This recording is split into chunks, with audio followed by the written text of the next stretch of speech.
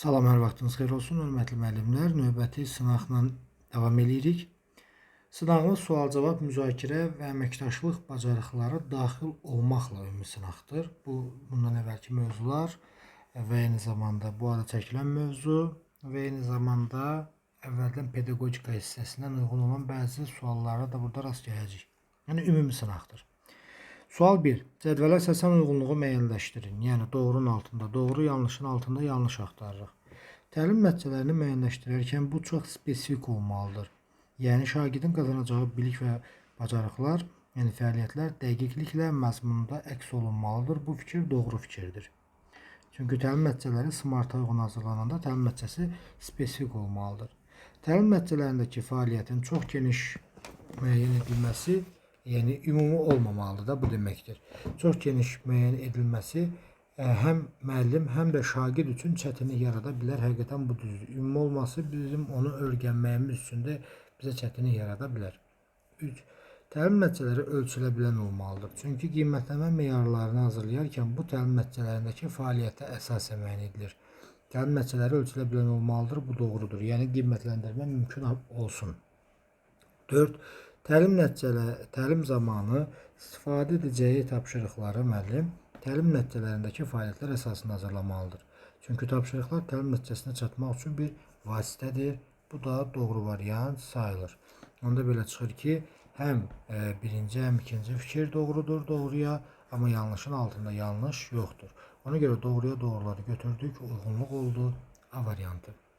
Növbəti sual 2. Hansı sinif üçün uğurlu fəaliyyət hesab edilmir? Müəllim şagirdlərə tapşırıqlar, layihələr və müzakirələr üzərində cütlər və qruplar şəklində birlikdə işləmək üçün imkan yaradır. Onların bərabər iştirakını nəzərdə tutan və hər bir şagirdin töhfəsinin vacib olduğunu vurğulayan tapşırıqlar hazırlayır. Bu fikir doğru fikirdirmi? Bəli. Sonra ardınca deyir, müəllim dərsin sonunda təlim məqsədlərinə nə qədər çatdıqlarını müəyyən etmək üçün, yəni şagirdlərin refleksiv fəaliyyət keçirdir. Nəticədə şagirdlərə nəyi yenidən keçəcəyini aydınlıq gətirir. Çünki şagirdlərə qaranlıqlı qalan məqamı müəyyən edir ona görə. Sonra C. Müəllim məzmunu şagirdlərə çatdırarkən onu anlaşıla bilən kiçik hissələrə bölür. Onların qazandıqları nailiyyətlərə effektiv rəylər verərək onların özünə inamının motivasiyasını yüksəldir. Bu da düzdür. Müəllim şagirdlərə imtahandan əvvəl stres və narahatlığı idarə etməyə köməklik etmək üçün dərindən nəfəs alma və zehni sakitlik üçün bir neçə fəaliyyət etdirir ki, şagirdlər çətin vəziyyətdə emosional sabitlik nümayiş etdirə bilsinlər. Yəni özünü idarə etmə bacarığının formalaşdırılmasından söhbət gedir. Sinif müzakirəsi zamanı müəllim əlini qaldıran və düşünülmüş cavablar verməklə fəallıq göstərən şagirdlərin uğurlarını vurğulayır və onları sinif üçün bir nümunə olduqlarını qeyd edir. Digər şagirdləri də bu vasitə ilə dəstəkləyib daha uğurlu nəticəyə yönəldir. Bu səhv yanaşmadır. Niyə? Çünki şagirdləri bir-biri ilə nəyinəsə görə müqayisə etmək və onlara nümunə gətirmək, güya bunun vasitəsilə motivasiya yaratmaq yanlış yanaşma hesab edilir. Növbəti suala baxırıq. 3. Hansı tapşırıq şagirddən yuxarı təfəkkür səviyyəsinin inkişafını təmin edir? Tapşırığın yuxarı yoxsa aşağı təfəkkür səviyyəsinə aid olması Bloom'un idrak taksonomiyasının mərhələlərinə görə müəyyənləşdirilir. İlk 3 mərhələ xatırlamaq, anlamaq və tətbiq aşağı, təhlil, dəyər və yaratmaq isə yuxarı təfəkkür səviyyəsinə bağlıdır. Qısacası bizdən yuxarı təfəkkür, yəni təhlil, dəyər və yaratmaqla bağlı hər hansı bir situasiya tələb olunur. Metaforla təşbihi müqayisə edərək oxşar fərqli cəhətləri müəyyən edin və fikrinizi nümunələrlə əsaslandırın. Bu tapşırıq aşağı təfəkkür səviyyəli tapşırıqdır.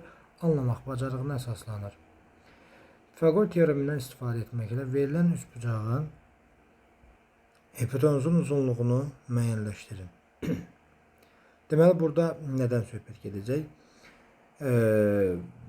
Biz demişdik ki, düsturu şagirdə verib hesablama istənilirsə, bu anlamağa aiddir. Həqiqətən də bu doğrudur. Bu, onda yenə yuxarı təfəkkür deyil, aşağı təfəkkürdür. Şahsman xətanın yerinə olsaydım, nə edərdim mövzusunda mühakimə xarakterli hesabın. Ümumiyyətlə, mən kimsə yerinə olsaydım, mən filan şey eləyərdim. Bu kimi yanaşmalar dəyərləndirməkdir. Üstəgəl də mühakimə xarakterli hissi dəyərləndirməklə bağlı. Dəyərləndirmək də nədir? YTS-dir. Ölülər əsərində iştirak edən obrazları xarakterlərinə görə qruplaşdırın, onlara uyğun atalar sözü müəyyənləşdirin. Bu anlamaqdır. Cümlənin məqsəd və intonasiyaya görə növlərinə aid nümunələr yazın və hansı növə aid olduğunu izah edin. Bu da anlamaqdır. Deməli, burada C-dən başqa yerdə qalanlar aşağı təfəkkürlə bağlı fəaliyyətlər sayıldı. Növbəti sual. Bu sual nədir? Tapşırıq və meyarın təqdim olunması ilə bağlı sualdır. Müəllim dərsdə şagirdlərə təbiətdə ekoloji problemlər mövzusunu araşdırmaq tapşırıq verir və bildirir ki, bu mövzuda qruplarla müzakirə keçiriləcək. Müəllim bu fəaliyyəti icra etmələri üçün onlara əvvəlcədən aşağıdakı meyarları verir. Əsaslandırma, etibarlı mənbələrlə işləmə, müzakirə prosedurunu əməl etmək və fəal dinləmə. Yəni, şagirdə bu tapşırıq verilir və bu meyarlar verilir. Şagird tapşırığı işləməlidir, amma bu meyarlarla işləməlidir. Çünki meyar onu bir növ istiqamətləndirmiş olur. Müəllimin məqsədi haqqında hansı doğrudur, onu müəyyənləşdirək. Müəllim verdiyi fəaliyyətdə şagirdlərə birgə öyrənmə, əməkdaşlıq, sosial bacarıqlar inkişaf edilir. Bunu deyə bilirikmi? Bəli, niyə? Çünki burada deyir ki, qruplarla müzakirə olacaq. Müəllim şagirdə ünsiyyət səriştəsinin inkişafının təbii ki, sosial bacarıqlar varsa, o da var. Müəllim şagirdə informasiyanı müqayisə etmək. Burada informasiyanın müqayisə olması, oxşarlığın, fərqliliyin tapılmasına söhbət getmir. Deyir, gedin bunu araşdırın, bizim müzakirəmiz olacaq və 4 dənə meyarla da mən sizə qiymətləndirəcəm. Ümumiyyətlə, müəllimin qoyduğu meyar şagirdi qiymətləndirəcəyi istiqamətlərdir. Yəni, müəllim nəyə qiymətləndirəcəksə, əslində meyar onunla bağlı, onunla əlaqəlidir. Sonra ardınca nə deyir? Bu bizə dördüncü fikir də bizə lazımdır. Niyə? Çünki meyar əvvəlcədən elan edilməsi şagirdin fəaliyyətinin məqsəd yönlü olmasına və özünü qiymətlənmə bacarığının formalaşmasına xidmət edir. Düzdür? Qiymətlənmə meyarları edilərək taksonomiyasının tətbiq mərhələsinə xeyr. Burada təhlil mərhələsi ilə uyğunlaşan yanaşmalar ola bilər. Burada dəyərləndirmə ilə bağlı. Yəni, yuxarı təfəkkür səviyyəsi ilə bağlı əsasən yanaşmalarda, amma burada tətbiq yoxdur. Cavab olmalı. 1, 2, 4. E variantı bizim cavabımızdır. 5-ci sual. Cədvəl əsasında uyğunluğu müəyyənləşdirin. Uyğunsuzluğu müəyyənləşdirin. Müəllim inqilab mövzusunu şagirdlərə təqdim edir və onlara tapşırır ki, istədikləri ölkənin tarixində baş verən inqilablarla bağlı təqdimat hazırlasınlar. Bu doğruya doğrudur. Bu bizə lazım deyil. Niyə? Çünki bizə uyğunsuzluq lazımdır.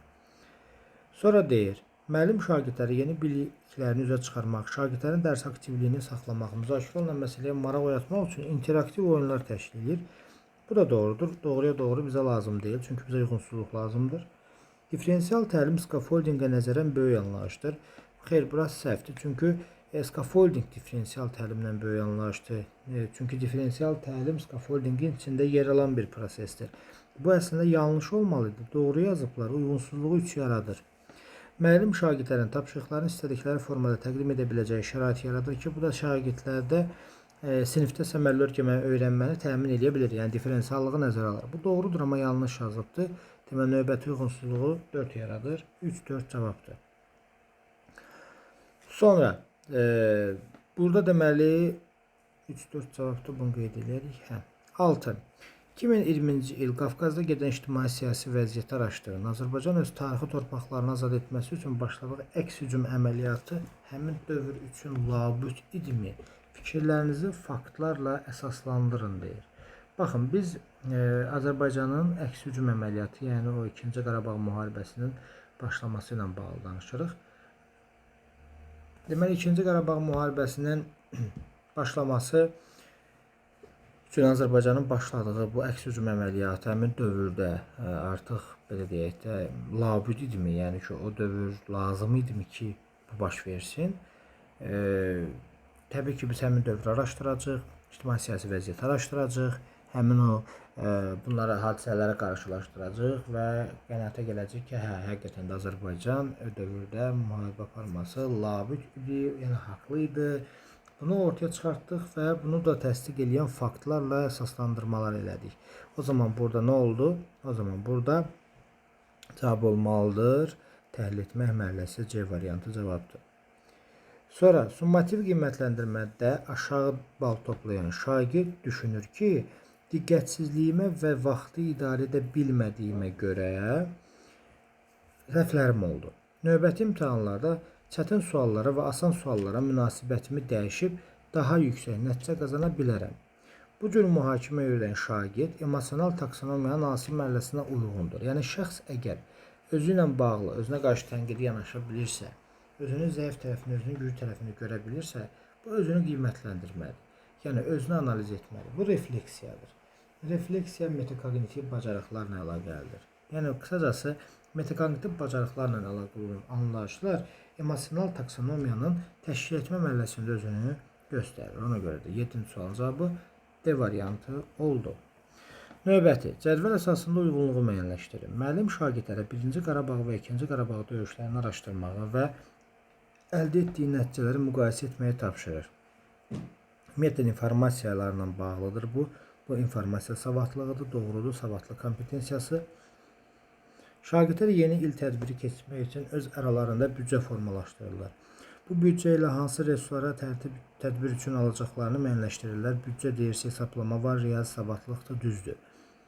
Müəllim şagirdlər emosional olaraq çətin vəziyyətlərə düşəndə özünü idarə edərək sabitlik nümayiş etdirmək, özünü idarə etmə bacarığı, şəxs sosial və öyrənməni öyrənmək kompetensiyası ilə bağlıdır. Ən çox da bu kompetensiya metakognitiv bacarıqla əlaqəlidir. Şagirdlər müxtəlif xalqların mədəniyyətləri mövzusunda araşdırmalar edirlər və əldə etdikləri məlumatlara əsasən tolerantlıq haqqında məruzə hazırlayırlar. Mədəni məlumatlıq, müxtəlif mədəniyyətlər, bu olmalıdır mədəni müxtəliflik səriştəsi. Orada cavab oldu. Doğruya doğru. 1-2 yanlışa yanlışımız yoxdur. Sonra növbəti suala baxaq. Diferensial təlimə əsasən doğru olmayan fikri müəyyənləşdirin. Diferensial təlimdə ən incə məqam orada hardadır? Dərsin içərisində dərsin komponentlərində diferensiallığın təmin olunması var. Məzmun, proses, nəticə, qiymətləndirmə. Orada məzmunla proses bizə problem yaradır. Məzmun komponentində müəllim diferensiallığı nəzərə alması o deməkdir ki, müəllim şagirdlər üçün dərsi təşkil edəndə şagirdlərə uyğun strategiyalar qurur, uyğun metodlar qurur. Yəni müəllimin etdiyi fəaliyyətdə də, yəni prosesi quran. Amma şagirdin göstərdiyi nailiyyət, o uğur və yaxud da ki fəaliyyətlər isə bu olur nəticə komponenti. Yəni şagirdin etdikləri nəticədir, müəllimin etdiyi prosesdir. İndi baxaq. Dərs zamanı bəzi şagirdlər cütlərlə, bəziləri qruplarla, bəziləri fərdi şəkildə işləmək istəyirlər ki, bu zaman müəllimin şagirdin marağını nəzərə alıb, yəni o qrupu, cütü eləməsi prosesdir, bu düzdür. B-yə baxaq. Kinestetik öyrənənlərin mətni səhnələşdirməsi. Fikir verin, kinestetik öyrənən şagirdlərdir. Şagirdlər də mətni səhnələşdirirlərsə, bu müəllimin etdiyi iş olmur, şagirdin elədiyi iş olur. Ona görə burada proses yox, nəticə komponenti olmalıydı. Ona görə də uyğunsuzluğu elə B yaradır. C. Formativ, summativ qiymətlənmənin nəticəsinə uyğun olaraq sinifə ümumi rəy bildirməyə, vəznə hər bir şagird əksəriyyətə qurulur, nə üzərində işləyəcəyi ilə bağlı konstruktiv rəy verir, bu da düzdür. Şagirdlər nə öyrəniblər, nə öyrənməlidirlər yanaşması şagirdin hazırlıq səviyyəsinə aiddir, düzdür. Müəllim şagirdlərin marağına və qavrama səviyyəsini nəzərə alaraq yeni mövzuya aid olan bir neçə əsər müəyyənləşdirilməsi diferensial yanaşmaya aiddir, çünki şagirdin müxtəlifliyini nəzərə alır, düzdür. 10-cu sual. Uzun zaman Avropada təhsil alan Sabir yay tətilində ölkəsinə gəlir. Dostları ilə söhbət əsnasında deyir. Avropada sürücülər polisin görmədiyi yerlərdə belə qırmızı işıqda dayanırlar. Deməli, Avropadakı insanlar qanun hər şeydən üstün sayırlar. Bu səlahiyyət və sosial nizamı qorumadır. Amma biz bunu baxmırıq, davam edirik. Sabirin dostlarından biri Vüsalda deyir. Məncə yol hərəkətlərinə polisin gördüyü üçün deyil, insan təhlükəsizliyinin təmin olunması üçün əməl olunmalıdır. Görürsünüz, hər şeydən önəmli insan həyatı, insan sağlamlığı, insan təhlükəsizliyidir. Düşünən, burada isə soruşuram, Vüsal hansı mərhələdədir? Yəni, Avropadakı insanları demirik. Vüsalın düşüncəsi olmalıdır, universal etik prinsip, çünki insan həyatı hər şeydən vacibdir, yanaşmasıdır. Sual 11. Yaşadığınız məkanı tədqiq edin, yəni araşdırın. Detallı şəkildə. Tarixi hadisələrin coğrafi mövqeləri olan təsirlərini əlaqələndirin. Yəni, tarixi hadisələr coğrafi mövqeləri nə kimi təsir edir? Məsəl üçün, müharibələr, tutalım ki, ölkələrin ərazilərini dəyişibdir. Sonra, məsələn, müharibələrdə istifadə olunan, tutaq ki, partlayışlar müəyyən çuxurların yaranmasına səbəb olubdur və s. və s. Əlaqələndirin və regiondakı əhəmiyyətini faktlarla əsaslandırın. Təbii ki, fikri faktla əsaslandırmaq təhlil etmək mərhələsidir. Bu bir. İkinci də ki, təbii ki, burada biz araşdırma aparırıq və araşdırmanın nəyə necə təsirlədiyini əsaslandırırıqsa, təhlil etməkdir və təfəkkürün növü olaraq da götürəcəksiniz nə? Məntiqi təfəkkür. Növbəti sual: cədvəl əsasən uyğunsuzluğu müəyyənləşdirin. Doğru, yanlış. Müşahidə edərək yeni yarana biləcək problemi müəyyənləşdirməyə bacaran insan tənqid təfəkkürü inkişaf edib düzdür. Piaget zehni inkişaf nəzəriyyəsinə əsasən formal əməli mərhələdə olan şagird tənqid təfəkkürü inkişaf edibdir. Bu deyə bilərik. Niyə? Çünki ən yüksək dövr hesab olunur bu mərhələ. Yəni formal əməli mərhələ. Ona görə şagirddən orada dəyərləndirmə bacarığı da tələb olunur. Ona görə də bu bacarığa görə deyə bilirik ki, şagirdin tənqid təfəkkürü formalaşır, düzdür. Əgər bütün heyvanlar bir-birinə bizimlə öz dilində danışmağa başlasa, nə baş verər? Sualı qapalı sualdır, xeyr açıq sualdır. Burada hər kəs öz fikrini deyə bilər. Yanlışa yanlışdır. Fəal dinləyici olan şagird emosional sahədə cavab vermə mərhələsində yox. Fəal dinləyici olan cavab vermədə deyil, qəbul etmədədir. Qəbul etmədədir. Bu mövzuya bir nəzər salın. Demək ki, bu necə fikirdir? Yanlışa yanlış fikirdir. Sonra deyir, tapşırığı yerinə yetirməyə həvəsi olan şagirdin qrupla əməkdaşlıq etməməsi onun şəxsiyyət tipi ilə əlaqədar ola bilər. Yəni o uşaq ola bilər ki, introvert uşaqdır. Bu zaman müəllim ona müvəqqəti olaraq fərdi tapşırıq verməyi doğru addım olar. Bəli, fərdi şəkildə işləməsinə imkan yaratmaq olar, qısa müddətli də olsa.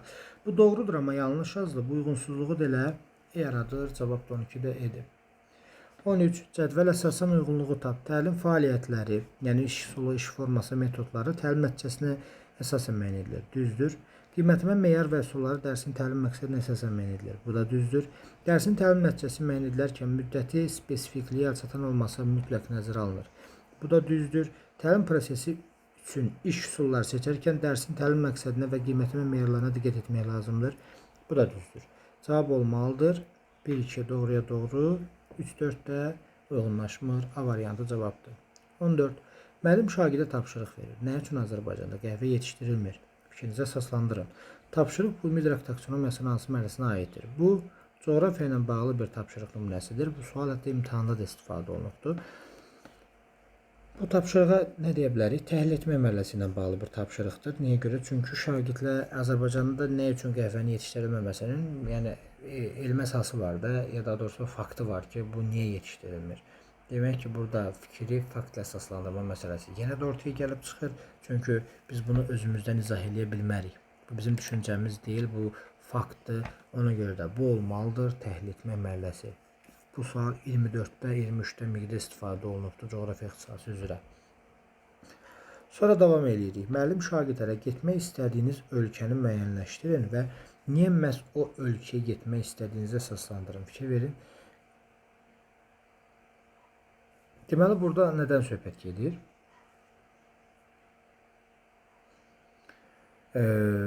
Şagird özü müəyyənləşdirir. Yəni, mən filan ölkəyə getmək istəyirəm, mən filan ölkəyə getmək istəyirəm. Məndən soruşacaqsan, mən də deyəcəm, başqa ölkəyə getmək istəyirəm. Görürsünüz, hər kəsin öz fikri, hər kəsin öz düşüncəsi var. Hər kəs öz yanaşmasını ortaya qoyarsa, bu nəyə getməlidir? Təbii ki, cavab olacaq dəyərləndirmə mərhələsi C variantı. 16. Müəllim dərsdə debat üsulu ilə dərsi tətbiq edir. Şagirdlərə postsənaye ölkələrinin əhalisinin çox hissəsinin 3 və 4-cü sahədə çalışması labüddür mövzusunu araşdırmasını istəyir. Şagirdlərə qiymətlənmə meyarlarını elan edir. Ya, baxın, bu bayaq dediyim tip sualdır, tapşırıq və tapşırığa uyğun verilən meyarlar. Deyir ki, əsaslandırma tapşırıq. Toplanan informasiyanın istifadə edilməsini inandırmaq və natiqlik bacarığı formalaşdırılır. Verilən situasiyaya əsasən yanlış fikir müəyyən edin. Burada müəllim şagirdin coğrafi biliyini ölçür, bəli. Çünki coğrafiya ilə bağlı tapşırıqdır. Şagirdə əsaslandırma bacarığı, bəli, görürsünüz, tələb olunur. Meyar onu istəyir şagirddən. Şagirddə araşdırma bacarığı formalaşır, əlbəttə deyir, araşdırın mövzunu.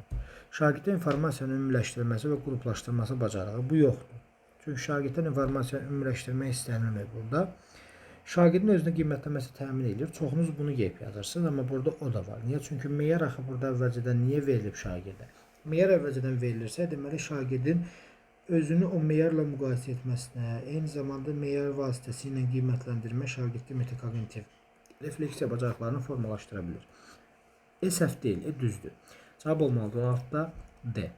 17. Dərs zamanı şagirdlərdən biri təqdimat edir. Təqdimat zamanı şagirdin sinif yoldaşlarından biri zarafat məqsədi ilə təqdim edilən şagirdin tez-tez sözünü kəsir, yerdən əvvəl danışır və bu ifadələrlə sinif yoldaşlarının təqdimatına mane olur.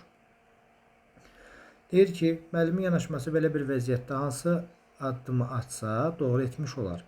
Təqdimata mane olan şagird sinifdən xaricidir. Bu səhvdir. Təqdimatı yarımçıq saxlayır və onlara davam sonra da bu da düzgün deyil.